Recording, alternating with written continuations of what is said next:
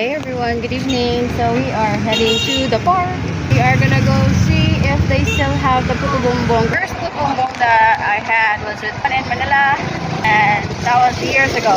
So we are gonna go see if we can get some puto bumbong tonight. Wow! Isabelan. Oh, it's right here. It's here. Tagpila. 100 daw. You think you're gonna like that, yeah? Pa, balik. Okay, let's see. Is it good?